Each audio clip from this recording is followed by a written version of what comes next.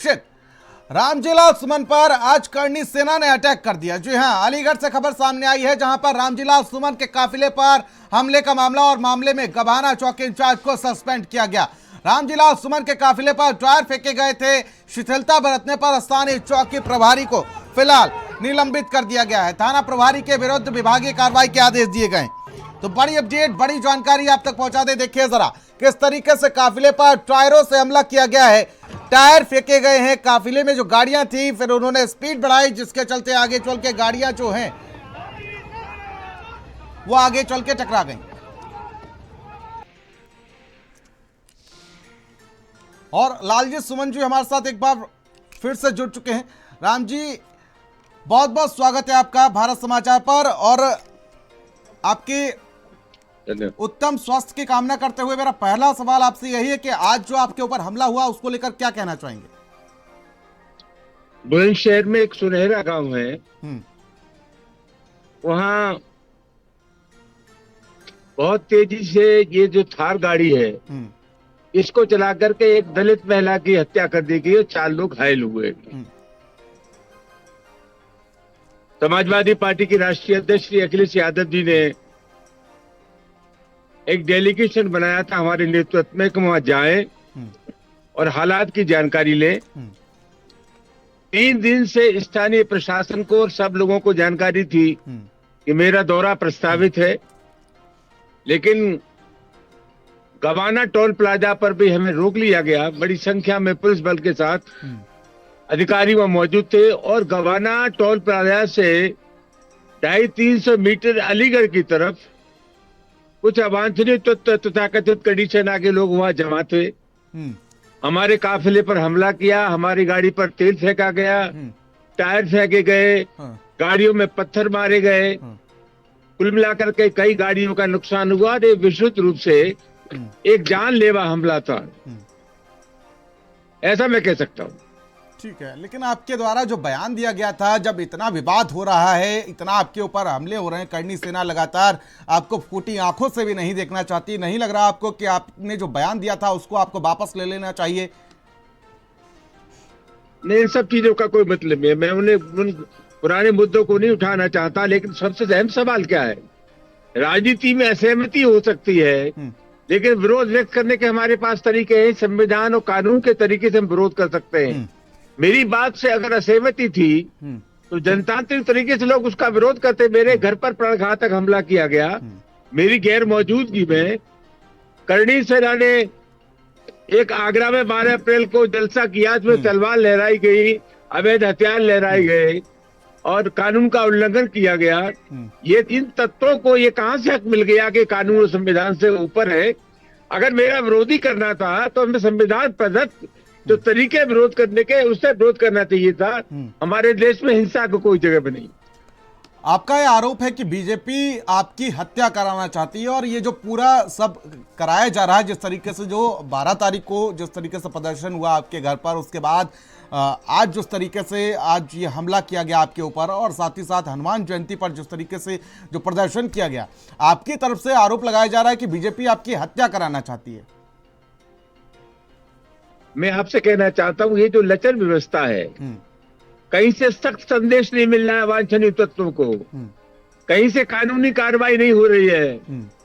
जो खुराफाती लोग सरेआम घूम रहे हैं, उन पे कोई नियंत्रण नहीं है। इसका सीधा मतलब ये है कि कहीं न कहीं राज्य सरकार की शय उनको, राज्य सरकार का संरक्षण प्राप्त है। तो मैं क्या कहूँ, मैं ये मान के चलता हूँ कि पूरे मामले में राज्य सरकार शामिल है।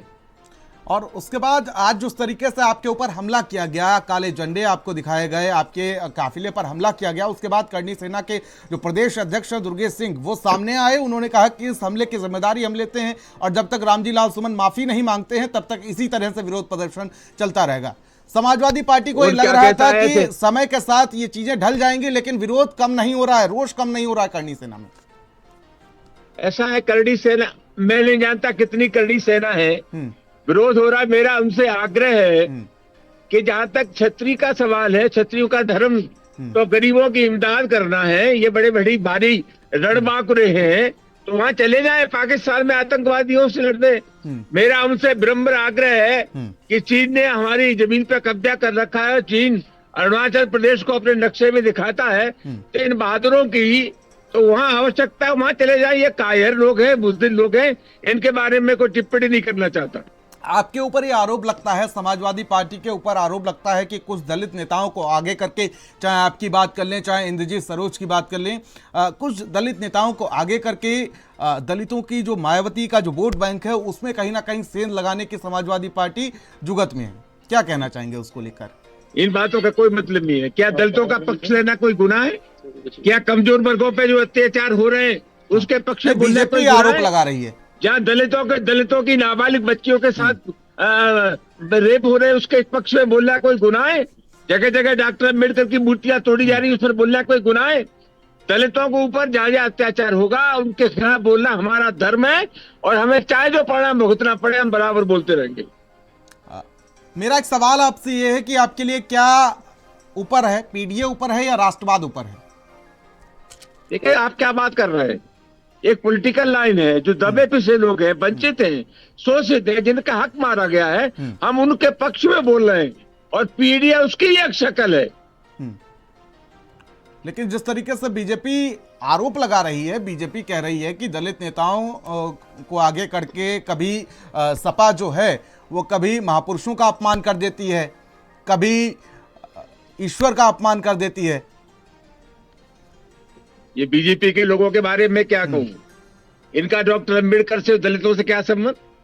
जब संविधान बन रहा था तो ये वही लोग हैं जो कह रहे थे कि बनू का संविधान, जब हमारे देश में तो संविधान की कोई जरूरत नहीं है। ये वही लोग हैं, हिंदू कोड बिल के सवाल पर डॉक्टर अम्बेडकर की तस्वीर का क्या पुतला इन्होंने लोगों ने जलाया। ये वही लोग हैं, ये वही लोग हैं। अरुण शौरी की जो किताब है उसमें लिखा गया है, अरुण शौरी भारत सरकार में मंत्री रहे। उस किताब में कहा गया डॉक्टर अम्बेडकर गद्दार थे, डॉक्टर अम्बेडकर पदलोलुप थे। क्या क्या नहीं कहा गया अम्बेडकर के बारे में? तो जहां तक ये बीजेपी के लोगों का सवाल है, इनका डॉक्टर अम्बेडकर से कोई रिश्ता नहीं है। ये बताएं कि इनका वर्ण व्यवस्था में विश्वास है कि नहीं? ये बताएं कि मनुस्मृति को मानते कि नहीं मानते? ये डॉक्टर अम्बेडकर के विरोधी है, दलितों के विरोधी है। ये वही लोग हैं जिनका वर्ण व्यवस्था में और मनुस्मृति में विश्वास है। आपका जब आज काफिला निकल रहा था, 25 गाड़ियां थी लगभग आपके इस काफिले में, तो वहां पर कोई सुरक्षा नहीं थी, और जब ये तमाम तैयारी की गई, देखिए टायरों को अगर वहां पर एकत्रित किया गया तो ऐसा नहीं कि एकदम से टायर इकट्ठे हो गए, काले झंडे वहां पर आपको दिखाए गए। क्या कैसे देखते हैं? मैं आपसे पूछना चाहता हूँ, जब 3 दिन से मेरा दौरा प्रस्तावित था, प्रशासन को जानकारी थी, खुफिया तंत्र को जानकारी थी, तो ये तत्व कैसे जमा हो गए?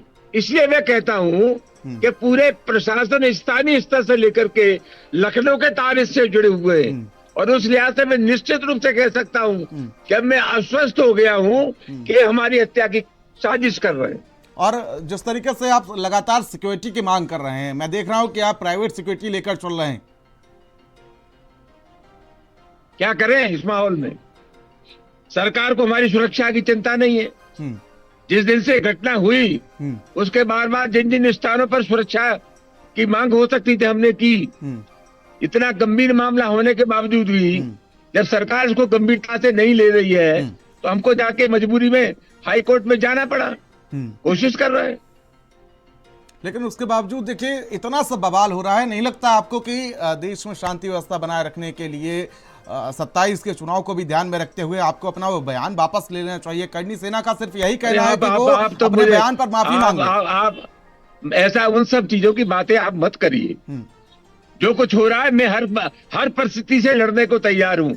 मैं झुकने वाला आदमी नहीं हूं। मैं आपसे कहना चाहता हूँ जो भी परिणाम होगा, लेकिन हमारा जो स्टैंड है मैं उसमें कायम हूँ।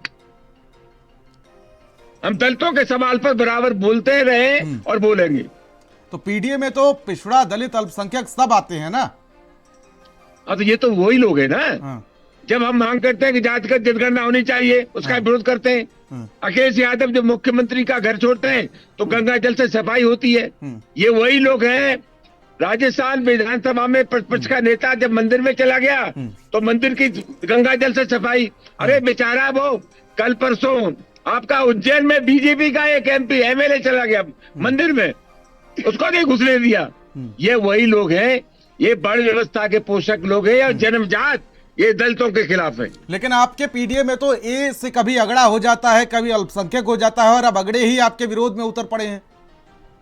पूरा पीडीए एक है, हम नहीं जानते। पूरा पीडीए एक है। पीडीए की लाइन पे भी हम लोग काम कर रहे हैं। और ये चुनौती रामजीलाल सुमन को नहीं है। हाँ। ये चुनौती संपूर्ण पीडीए को है, ऐसा मैं कहना चाहता हूँ। अच्छा, देखा गया है कि करणी सेना लगातार आपका विरोध कर रही है, तलवारें लहरा रही है, और साथ ही साथ देखा गया कि किस तरीके से आपके ऊपर हमला किया जा रहा है, आज भी देखा गया, लेकिन कोई गिरफ्तारी नहीं हो रही है। आप ये सवाल उत्तर प्रदेश के मुख्यमंत्री से पूछिए कि कोई गिरफ्तारी क्यों नहीं की जा रही है। ये हिंसक तत्वों को संरक्षण कौन दे रहा है? ये तलवार कौन लहरा रहा है? ये अवैध असले कौन लहरा रहा है? जो सवाल सरकार से पूछना चाहिए आपको, वो सवाल आप हमसे पूछ रहे हैं। इसका क्या मतलब हुआ? इसका मतलब ये हुआ कि कुछ लोग जो नंगा नाच कर रहे हैं, उनको एक गलतफहमी है, उनको संरक्षण मिल रहा है कि हमारी हैसियत कानून और संविधान से ऊपर है। तो ये सवाल तो आपको उत्तर प्रदेश के मुख्यमंत्री से पूछना चाहिए। नहीं, सवाल मैं सबसे पूछता हूं, सवाल सरकार से भी पूछा, जब सरकार के प्रवक्ता पहुंचते हैं हमारे स्टूडियो तो हम उनसे भी सवाल पूछते हैं, लेकिन आपका गुस्सा किस बात को लेकर है? आपके बयान पर प्रदर्शन हो रहा है, आपके बयान पर प्रदर्शन हो रहा है, या प्रदर्शन के बाद गिरफ्तारी नहीं हो रही है? प्रदर्शन के बाद गिरफ्तारी हुई है। सवाल मुद्दों का है, सवाल पीडीए का है, सवाल पिछड़ों का है, अकलियत का है, दलितों का है। इन सवालों पर हम बराबर बोलते रहेंगे, चाहे हमें परिणाम जो भी भुगतना पड़े। बिल्कुल, लेकिन जिस तरीके से अब 27 के चुनाव को लेकर कहीं ना कहीं आपके कंधे पर रखकर समाजवादी पार्टी जो है वो दलितों के वोट बैंक में सेंधमारी करने की जुगत में है, क्योंकि हम सभी ने देखा कि 24 के लोकसभा चुनाव अच्छा, में मैं एक बात पूछ रहा हूँ। दलितों के पक्ष में बोलना, उनके दुख दर्द में शरीक होना, उनकी आवाज उठाना, ये कोई पाप है क्या? क्या करूं? मैं बोलूं नहीं? मैं जरूर बोलूंगा, क्योंकि मैं उसकी वेदना को जानता हूं। मैं उसी प्रक्रिया से गुजर करके राजनीति में आया हूं, लिहाजा उनकी वेदना को मुझसे अच्छा कोई नहीं जानता। मैं बराबर इन सवालों पर बोलूंगा, पीडीए के पक्ष में बोलूंगा, दलितों के पक्ष में बोलूंगा। नहीं, बीजेपी को एक बड़ा डर भी है कहीं ना कहीं, क्योंकि जिस तरीके से 24 के लोकसभा चुनाव में आपके ऊपर, जिस तरीके से समाजवादी पार्टी के ऊपर ये आरोप लगा कि मायावती जो है, मायावती का जो वोट बैंक जो है वो कहीं ना कहीं आपकी तरफ शिफ्ट हुआ। अब समाजवादी पार्टी उसी राह पर चल चुकी है। मायावती का वोट बैंक कहा जा रहा है? बीजेपी क्या कर रही है? बीजेपी का और मायावती का सवाल आप उनसे पूछिए। मैं तो समाजवादी पार्टी का कार्यकर्ता हूँ, और हर दल का ये प्रयास होता है कि वो अपनी पार्टी का जनाधार बढ़ाए। अगर हमारे जाने से लोग हमारी हमदर्दी में खड़े हो रहे हैं, तो उसके लिए मैं क्या कर सकता हूँ? उनको बधाई दे सकता हूँ। ठीक है, ये सवाल भी जायज है, लेकिन जिस तरीके से देखा गया कि आज के अगर घटनाक्रम की बात कर ली जाए तो आज एक तगड़ी प्लानिंग की गई थी आपके खिलाफ। एकदम से टायर नहीं इकट्ठे किए जा सकते, कई दुकानों पर से वो टायर मंगाए गए होंगे, पुराने टायर जो थे वहां पर काले झंडे लिए, काफी चिलचिलाती धूप में आपका इंतजार किया जा रहा है, जिस धूप में देखा जा रहा है कि आदमी को चलना दूभर है, उस चिलचिलाती धूप में आपका इंतजार किया गया।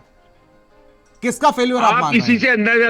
आप इसी से अंदाजा लगा सकते हैं कि 3 दिन से मेरा दौरा प्रस्तावित था। बुलंदशहर का बड़े से बड़ा कोई अधिकारी ऐसा नहीं था जिससे मेरी बात न हुई हो। उनके पास खुफिया तंत्र है, LIU है, जानकारी के तमाम माध्यम है। अलीगढ़ की पुलिस को भी जानकारी थी, बुलंदशहर की पुलिस को भी जानकारी थी। इसके बाद ये चूक होना, ये चूक जानबूझ करके नहीं हुई है, साजिशन हमारी हत्या करने का प्रयास था, हमारे साथियों को चोट पहुंचाने की कोशिश इंचार्ज को वहां पर सस्पेंड कर दिया गया है, ये कार्रवाई कैसे देखते हैं? क्या सर छोटे अधिकारियों पर ऐसा है? चौकी इंचार्ज को सस्पेंड किया गया है। ये तो लड़ाई राज्य सरकार से है। जो कुछ प्रशासन कर रहा है वो प्रशासन कर रहा है योगी आदित्यनाथ की शेष है, तो उसको बलि का बकरा बनाया गया है। कार्रवाई हो रही है, ठीक है, बड़ी बात कह रहे हैं आप, योगी सरकार के संरक्षण में सब हो रहा है। ये आप बड़ी बात कह रहे हैं, आप प्रदेश के मुख्यमंत्री के ऊपर ये आरोप लगा रहे हैं कि मुख्यमंत्री योगी आदित्यनाथ के शय पर ये सब हो रहा है। मैं आपसे पूछना चाहता हूं, जरा आप जवाब दीजिए। मेरी गैर हाजिरी में मेरे परिवार पर प्राणघातक घातक हमला हुआ। 12 तारीख को यह नग्न प्रदर्शन हुआ तलवारों का, हथियारों का। इसको आप क्या कहेंगे? ये क्या हो रहा है? ये कानून का राज है कि जंगल का राज है कि संविधान का राज है? स्थानीय प्रशासन की अगर औकात होती तो अब तक कार्रवाई हो जाती। ये छूट किसके वजह से मिली हुई है? तो मैं जानता हूँ राजनीति में, चीजें तय मैं की जा सरकार रही में हैं। भी रहा हूँ, प्रतिपक्ष में भी रहा हूँ। सरकार में बैठे लोगों का जो मिजाज होता है, समाज की शक्तियां उसी हिसाब से संचालित होती है। और मैं दावे से कह सकता हूँ कि राज्य सरकार के शेप पर हो रहा है। राज्य सरकार में कौन? मुख्यमंत्री और कौन? सीएम योगी आदित्यनाथ के शेप पर। बिल्कुल। अच्छा, आपकी तरफ से भी एक चैलेंज दिया गया था कि 19 तारीख को अखिलेश भैया आ रहे हैं, तब 2-2 हाथ होंगे। उसको लेकर क्या कहना ऐसा चाहेंगे? है, आप तो समझदार आदमी है, आप पत्रकार है। राजनीति में 2-2 हाथ विचारों से होते हैं कि तलवारों से होते हैं? नहीं, मैंने तो कहा ही नहीं तलवारों की बात कर रहे हैं। मैंने तो तलवारों की बात ही नहीं की। मैंने तो आपसे उसका तात्पर्य पूछा कि आखिर उसका मतलब क्या था? उसका तात्पर्य ये था कि अखिलेश यादव जी 19 अप्रैल को यहाँ आएंगे, उनसे बैठ करके भविष्य की रणनीति तय करेंगे। 2-2 हाथ किससे होंगे? 2-2 हाथ का मतलब राजनीतिक हाथ, राजनीतिक संघर्ष, विचारों का संघर्ष। संघर्ष आप लगातार कर रहे हैं और आपके संघर्षों के खिलाफ करनी सेना उतर आई है। ये कौन क्या सेना उतर आई है? कौन सेना नहीं उतर आई है? अगड़ा और दलित के बीच में कहीं ना कहीं खाई पैदा की जा रही है क्या? ये अगड़ा और दलित के बीच में खाई कहाँ पैदा हुई? आप क्या समझते हैं कि दलित मार खाते रहे, पीटते रहे, अपमानित होते रहे? एक बात आप समझ लीजिए, तो आप तो राजनीतिक लोग हैं, आपको सबके लिए लड़ना चाहिए, पिछड़ा के लिए भी, दलित के लिए भी, अल्पसंख्यक के लड़ाई लिए दो भी। धाराओं के बीच में है।